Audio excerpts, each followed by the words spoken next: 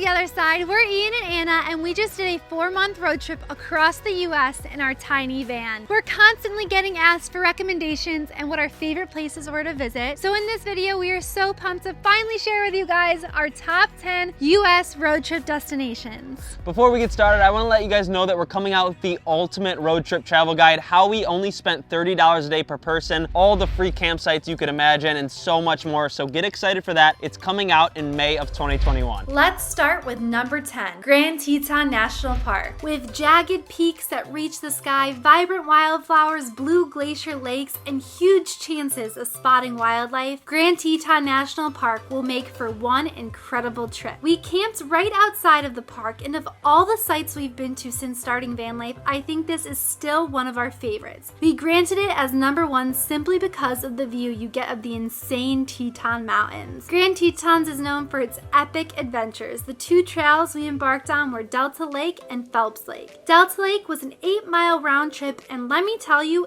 it was so hard, full of crazy switchbacks and even a boulder field, whatever that is. Do not embark on this trail without some serious food and water with you. Although challenging, it was one of the most rewarding hikes we've ever done. Within the first 5 minutes, we saw a grizzly bear and its cub. It was so cool to see that in person. That reminds me, always hike with bear spray. You can purchase it for around $50, but we ended up renting it for $8 a day as we only did a few hikes. The rest of the hike was full of endless, breathtaking views. Once you reach the top, you will be greeted by the unbelievably blue alpine lake, Delta Lake. Enjoy, and don't forget to take a quick plunge into the glacier water before you leave. It's cold, but fun. Next was Phelps Lake, which was a much more tame hike, but it led to something way more exciting than Delta Lake in my opinion, which was this awesome 25-foot cliff jump. We spent about 3 hours here just jumping and watching others jump. It was so entertaining, and the scenery reminded us of something we'd see in Southeast Asia. So beautiful. This was my favorite spot while visiting the Tetons. Around and throughout Grand Teton National Park, you will be able to see so many bison, it will blow your mind. You might even get lucky and be trapped in a bison jam, which will allow you to get out of your car and take some pics, but be careful. They are definitely dangerous. If you want to get out of the park, head to Jackson Hole. We recommend walking around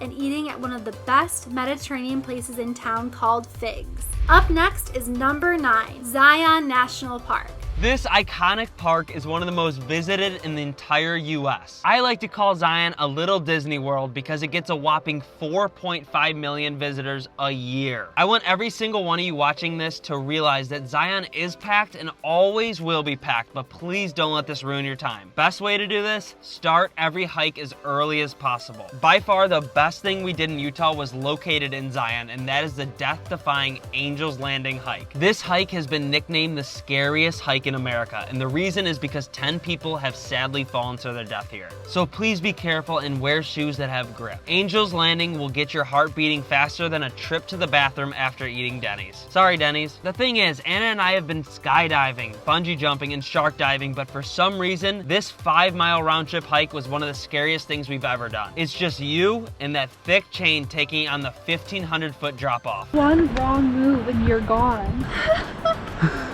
Anna is terrified. Oh, I'm gonna throw up.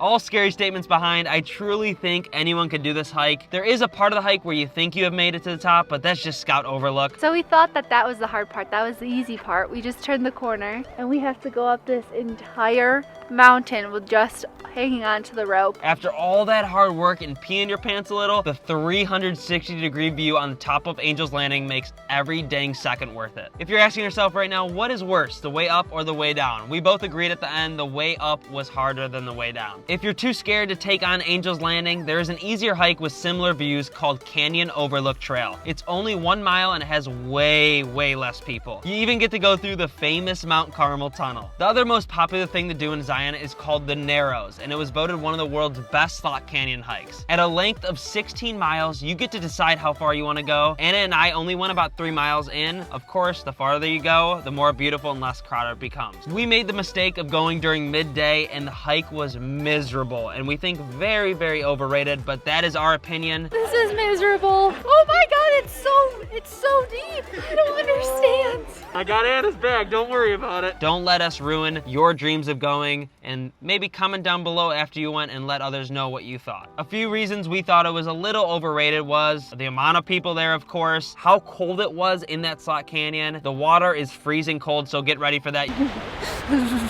This is what I'm doing right now with Anna. We're in like a wind tunnel right now, so it's freezing in the shade. You could rent boots and some special type of socks to keep you warm, but still, pack extra clothes. Now, let's hit up number 8, the Oregon coast. Making it more than 2,500 miles from our hometown of Cleveland, Ohio, the Oregon coast holds a special place in our heart. We never thought the Woo Mobile would bring us all the way to this breathtaking coastline. When we got there, I instantly had to run into the Pacific Ocean as celebration, and it was freezing.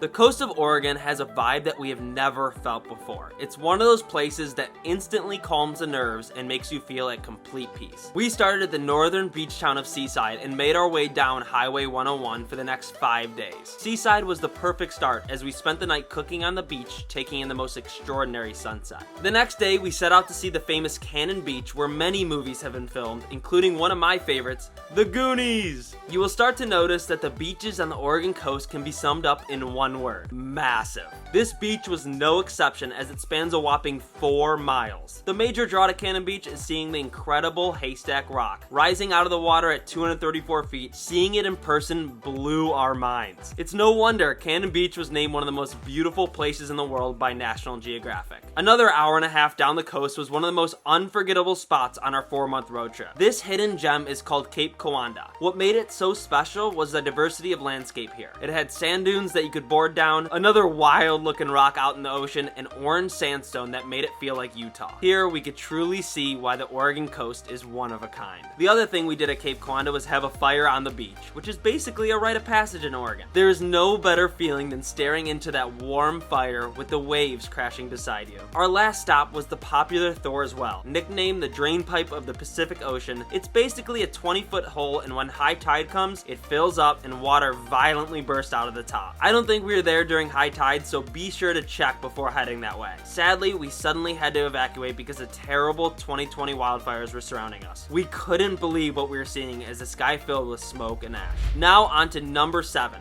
Lake Powell. Lake Powell is a man-made reservoir on the Colorado River, and it goes through both Utah and Arizona. To be completely honest, we spent most of our time on the Arizona side of Lake Powell in a town called Page, but we really wanted to share this spot in this video anyways because if you're visiting southern Utah, Page won't be far out of your way. The 2 popular natural attractions near Lake Powell are Horseshoe Bend and Antelope Canyon. Horseshoe Bend is about a 10-minute drive from Page. Its name totally suits it because it looks exactly like a horseshoe. Boom! A 1,000-foot drop, and the Colorado River goes around this rock that looks like a horseshoe. The entrance fee is $10 per car. Once you arrive, it's a very short stroll from the parking lot. There's not a ton to do at Horseshoe Bend other than snap a few pics and enjoy the epic views. There's definitely a big crowd, but it's such a large area you are sure to find some private spots to take in this miraculous attraction alone. If you look down really, really closely, you could see people kayaking, boats come through here. Pretty sure people are camping right there with their tents. Antelope Canyon is famous for its narrow passages, smooth waves, and brilliantly warm tones. It's somewhere I'd always wanted to visit because it looked otherworldly to me. The upper part of Antelope Canyon was closed due to COVID-19, so we visited the lower part. From our drop-off point, it was a 4-mile round-trip kayak ride on Lake Powell to this insanely beautiful formation. We departed at 7 a.m. to beat the crowds and pretty much had it all to ourselves. We used Lake Powell Adventure Company, but if I'm not mistaken, you are allowed to rent a kayak and visit on your own. We loved accessing this area through the water. It made the experience much more adventurous. Starting to get really, really beautiful and narrow right here. Look at them and the wavy walls. The swirly pink, red, and orange structures totally lived up to the hype. Seriously, it's hard for me to even find the words to describe how incredible this landscape was. I think everyone needs to visit Antelope Canyon before they die. Now for number 6,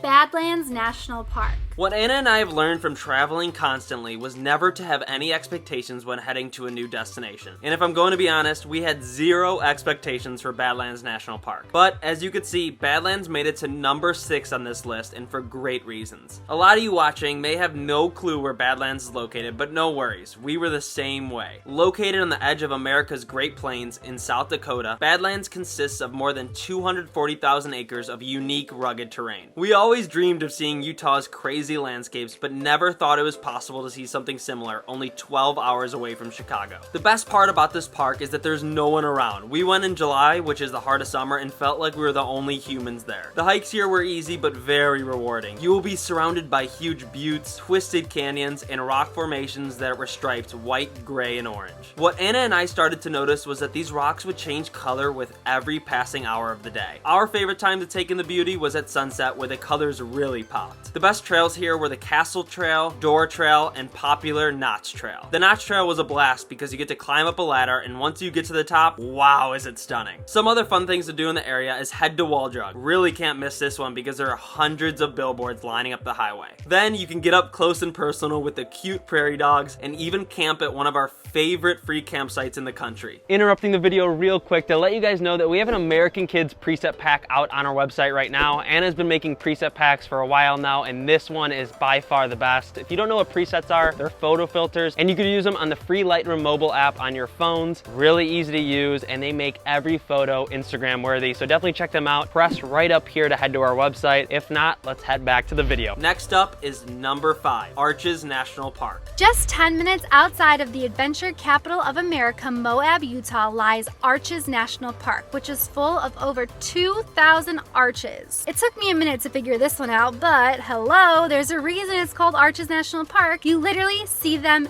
everywhere. Through many years of erosion, the sandstone in eastern Utah has transformed into these unimaginable creations. The most famous arch in the park has got to be Delicate Arch, the one that's on the Utah license plate. We thought we'd beat the crowds by waking up at 5 a.m. to hike to Delicate Arch for sunrise, but we were sadly mistaken. By the time the sun rose, there were over 100 people admiring the arch with us. Although it was extremely crowded, it was still an exceptional sight to see. We still recommend going at sunrise because we've heard sunset is even more packed. Next, we headed over to one of our favorite hikes, which was the Primitive Trail by the Double Window Arches. The Primitive Trail may have been one of our favorites because we had it all to ourselves, and at the end we were able to climb up to the windows and enjoy the sunset from above. The last hike we embarked on was called the Devil's Garden Loop, a total of 7.8 miles, but you can turn back at any time. This is where you can see the famous landscape arch. It's the longest one in the whole park. We made it all the way to the Double O Arch before turning around. The hike here is definitely not for everyone. What I really liked about this trail is that it had a lot more to offer than just arches. You saw insanely big cliffs, bright orange hoodoos, and it was full of awesome lookout points. I just mentioned 3 hikes, but if you are not a big hiker, just driving through arches is an experience within itself. That brings us to number 4, Crater Lake National Park. Formed after the collapse of a volcano more than 7,000 years ago, Crater Lake is the deepest lake in the US. You know how we ran away from those wildfires on the Oregon coast? Well, we ran straight to Crater Lake, and it was one of the best decisions we made the whole trip. Why, you may ask? Well, because of the wildfires, there was not a soul at the park. When we first arrived at the rim, we were shocked at what we saw. This was by far some of the bluest water on the planet, and it really felt otherworldly. One of our favorite things to do here was ride around the 33-mile scenic rim drive and explore all the pullouts with the panoramic views. Our first night there, we hiked to the best spot to take in the sunset and also get a bird's eye view of the entire crater. The 2-mile round trip hike to Watchman's Peak is well worth it. I know places are usually known for their sunsets, but the real magic happens here in the early morning, where you will watch the sun slowly creep up over the crater. Something that made the sunrise even more unforgettable was making our coffee and breakfast as we took in all those breathtaking views. One secret that most people don't know about is that you can actually hike down to the water and cliff jump. There's only one trail you can do this at, and it's called Cleetwood Cove Trail. I know seeing the water from above is crazy, but once you get up close, you understand why this lake has been voted one of the clearest bodies of natural water in the entire world.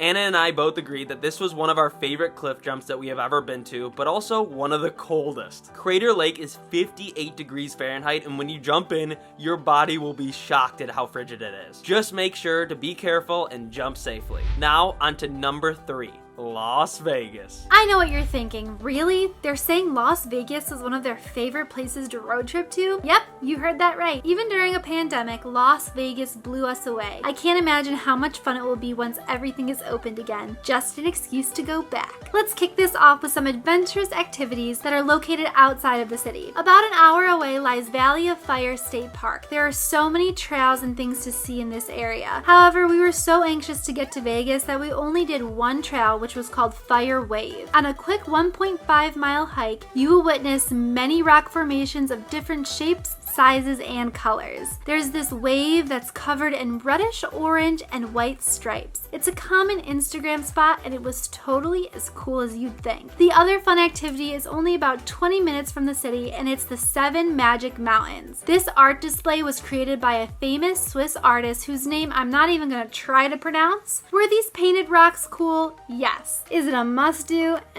Maybe. Up to you. Alright, now let's get into the heart of Vegas. We highly recommend treating yourself while in town. Get a place to stay and be ready to spend some money. I'm sure you can do Vegas on a budget, but it's definitely more fun to save up a little bit for this neck of the trip. Walking down the strip during the day and night is truthfully one of the most entertaining things that you can do. Explore some iconic hotels like Paris Hotel and Caesar's Palace, maybe pretend you're in The Hangover. I swear this place is like an adult playground. I highly recommend getting some drinks, do some gambling, enjoy yourself. You're in Vegas, baby, come on. When we were there weren't any shows going on and clubs were closed, so sadly we don't have any recommendations under this category, but we've heard Vegas performances are unbeatable. Lastly, Vegas is one of the culinary capitals of the US. The food was so good. Our 2 favorite places to eat were Yellowtail and Hell's Kitchen. Yellowtail had the best sushi I've ever had in my entire life, and I am a sushi lover. Each dish was so creative. Did you know there was such thing as tuna pizza? Me neither, but it was one of my favorite meals. Yellowtail is located at the Bellagio and is by far the best place to take in the water show, all while eating your incredible meal. Next was Hell's Kitchen. If you've ever wondered if Gordon Ramsay's food lived up to the hype, let me tell you, it's better than you would ever think. There were some flavors that I just didn't even know were a thing before visiting, and of course I always say this, you gotta do a Gordon Ramsay impression if you're going to Hell's Kitchen. Who cooked the welly? It's so raw, just touch it. It's so raw, it's mooing. Off. Coming up, number 2, Bryce Canyon National Park. Let me tell y'all, there is something so peaceful about Bryce Canyon. The insane views and rock clusters you've seen online are even more mind-blowing in person. These irregular columns of rocks are called hoodoos. They're found all over the world, but you will find the biggest collection of them in Bryce Canyon National Park. To be completely honest, you can see some of the best views from the top of the canyon, especially at sunset. However, the rim of the canyon can get a bit crowded, so we recommend getting up close and personal with the hoodoos by hiking. Our favorite hike was the Navajo Loop, where you can see Thor's Hammer and Wall Street Canyon. The sights at Wall Street are so breathtaking, and if you go at sunrise, there is no one there. We ended up hiking the trail twice just so we could experience it without any crowds. Another great one was Mossy Cave, where you can actually see a waterfall. The cool thing about Mossy Cave is that you don't have to access it from the park. There's an entrance point right by our favorite barbecue place in the area called I Don't Know Barbecue. If you are going to Bryce, you have to stop there for a delicious meal made by a family-run restaurant. And finally, for number 1, Big Sur and the California Coast. When we were planning our route for the road trip, the one place that we always dreamed of visiting was the California coast, and more specifically, the remarkable drive along Big Sur. This may be a long section, but strap in and get ready to be mind blown. Let's first start at our favorite spot on the California coast, which was Malibu. Famous stars like Miley Cyrus, Lady Gaga, Pierce Brosnan, and many more call this slice of paradise home. Also, if you have ever watched Zoe 101, big fan right here, that was filmed in Malibu at Pepperdine University. What a spot to go to college. The Malibu slogan is 27 miles of scenic beauty, and they aren't lying. Some of our favorite beaches we have ever been to are on this stretch of coastline. The most notable spots are Malibu Pier for breakfast and to watch some surfers, El Matador Beach, which has been voted one of the best beaches in California,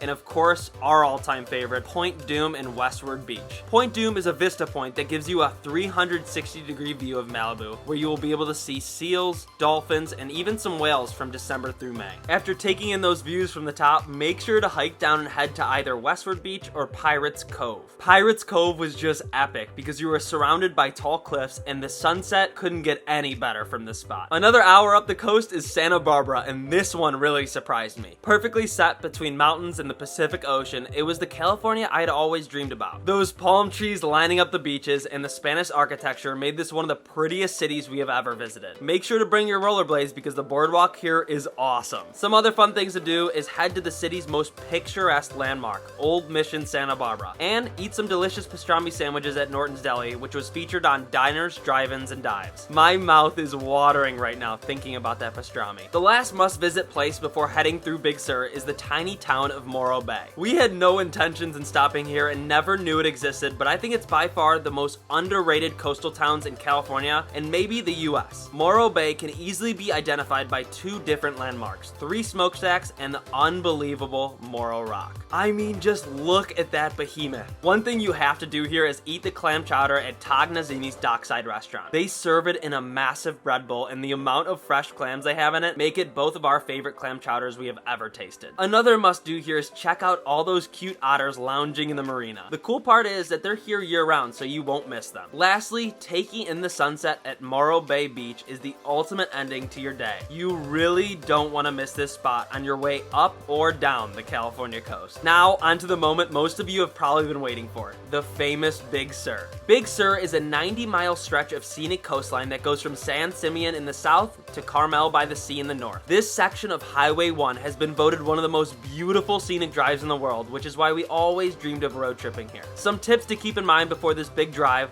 1, fill up your gas tank because if you don't, the prices are stupid expensive. 2, download your maps on your phone because there is zero connection for all 90 miles. And 3, please drive safely because the roads here are no joke. But if we could do it with our Woot Woot mobile, then you can too. We love that the speed limit was only 25 miles per hour, and if someone is on your butt, there are tons of pullouts to let them pass. We started our Big Sur journey in San Simeon, and the only main activity you can do here is head to Hearst Castle. This National Historic Landmark was once the home to newspaper mogul William Hearst in the 1920s and 30s. Sadly, we couldn't go in because it was closed due to COVID. Next stop was the most popular attraction called Midway Falls. This is where you can see the 80-foot waterfall dumping into the Pacific Ocean. It's really a quick stop, but here you will be able to see the bluest water along the entire coast. After Midway Falls, we headed to Julius Pfeiffer Beach, which has also been called one of California's best beaches. To get here, you have to drive 2 miles down a sketchy road and pay a $12 admission fee per vehicle. One word to describe this beach is special. The sand here legit turns purple after it rains, and the whole beach is surrounded by unimaginable rock formations. We even got to witness a school of dolphins playing right off the beach. We only got to spend an hour here, but I suggest spending a little more time because it's truly a great place to relax without the crowds. The final stop on our Big Sur road trip was Bigsby Bridge for Sunset. This bridge was built in 1931 and it soars 260 feet above a steep canyon overlooking the Pacific Ocean. There is a reason this is one of the most photographed spots in California and is the most popular filming location for car commercials. Taking in the sunset here was truly the best ending we could ask for. After Big Sur, we ended our California coast road trip in San Francisco. We didn't spend too much time here, but of course had to stop at the world-renowned Golden Gate Bridge. Here's a secret, guys. The best spot to enjoy the bridge from is at a beach called Kirby Cove. Here, we took in our final moments of our 4-month USA road trip. All right, that's a wrap for today. That's all we have. I hope that you enjoyed that video and that it helps you plan your next trip. Definitely be on the lookout for that travel guide of ours, and if you don't subscribe, we don't like you anymore. You're not a real wooter. We will see you in the next one. Woot woot, yip yip, riba riba riba riba.